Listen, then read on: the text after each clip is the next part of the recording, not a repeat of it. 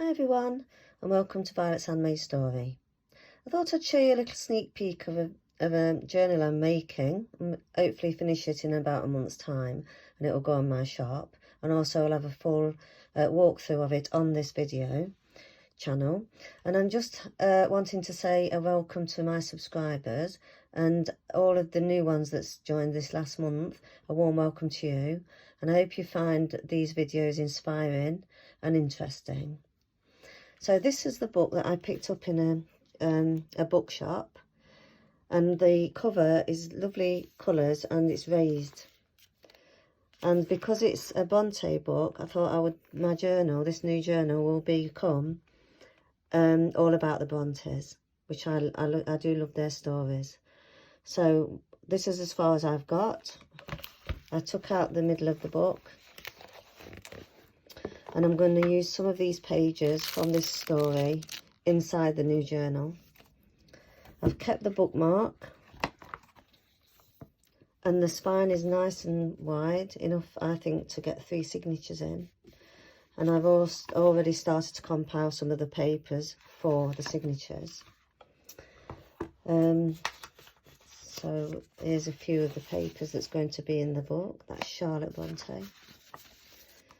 I'm going to go for floral design, talking about their books, what they've done, and a lot of coffee dyed papers in there, and ledger papers from that era. And if you've ever visited Arworth in Yorkshire, you might come across the Brontë Parsonage Museum.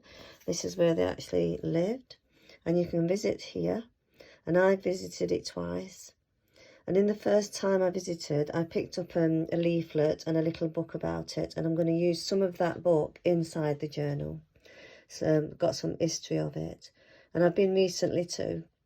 And in that Parsonage Museum, you can actually see the table in the dining room where the sisters used to walk around and talk about their stories and critique each other and help one another. And you can see their father's study and the kitchen and the herb garden. This photo was taken in 1856, but it's a lovely, lovely village to go and visit. And I thought I'd tell you a little bit about the Brontes if you aren't sure about them. And they lived, like I say, they lived in Arworth, and I visited a while ago. And their father, Patrick, he outlived all of his children. They all died very young. And the first child they had was Maria, and she was born in 1814, and she died in 1825, aged 11.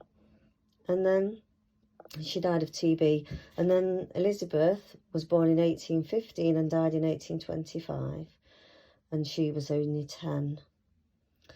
And then Charlotte was born.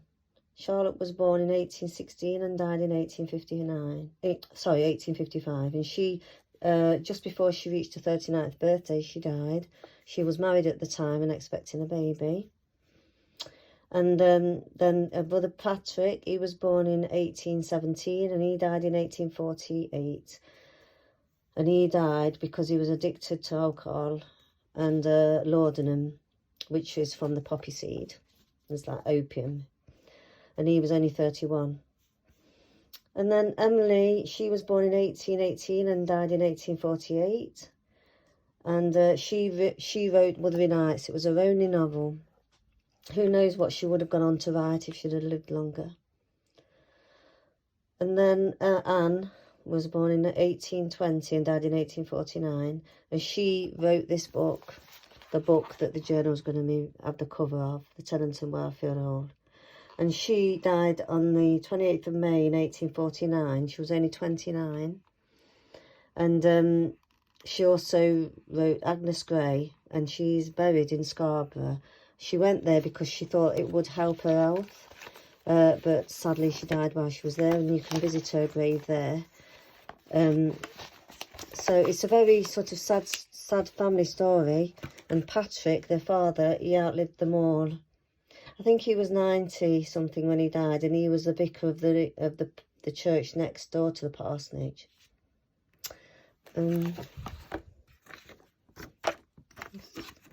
That's the church he was the vicar of.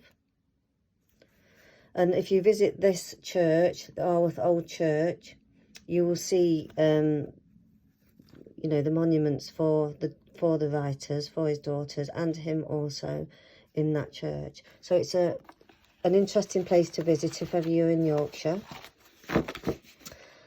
Now, like I say, I made this. This is an altered book.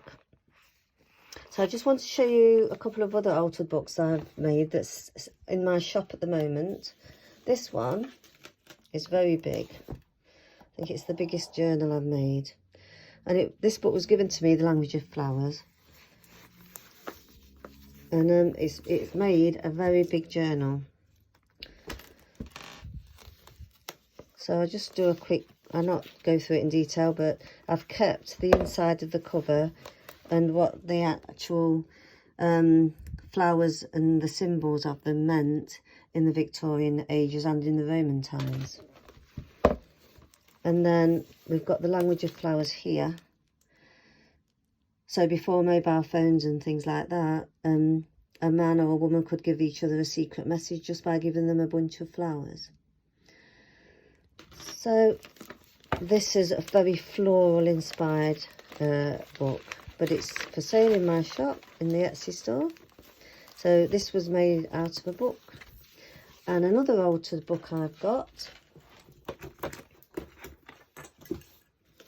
is this one. It's very hard cover. And this is the inside, but I do try and keep the original coverings, or if anything's of interest in the book, I will keep it. This one's for sale in my shop. This is a general themed journal. It's not, what I mean by that is not a particularly main theme in it. It's just a collection of nature-inspired papers and tags and things. So that's another altered book. I do make the occasional soft-bodied book. So I'm sure if I get some nice fabric, I'll pick this fabric up, and I liked it. So, and it's tied with sari silk. This has not got a particular theme, but it's got lots of interesting ephemera in it, ledger papers, lots of room to put your own stamp on, some old vintage children papers. That's a soft bodied book you can find in my shop. And lastly, I've been making a lot of these recently. This is a Lavina fairy stamp, and it's a concertina book, so it opens like this, where you can display your photographs. So on one side I've done my own artwork in it, and on the other side it opens that way. You can put your own pictures, photos, notes. There's pockets. So it's a nice gift, make a nice gift for memories, retirement gift, birthday gift for memories. And that they're also in my shop. There's lots of those in my shop. And just one last thing I'm going to talk about is I'm thinking of making a William Morris inspired altered journal.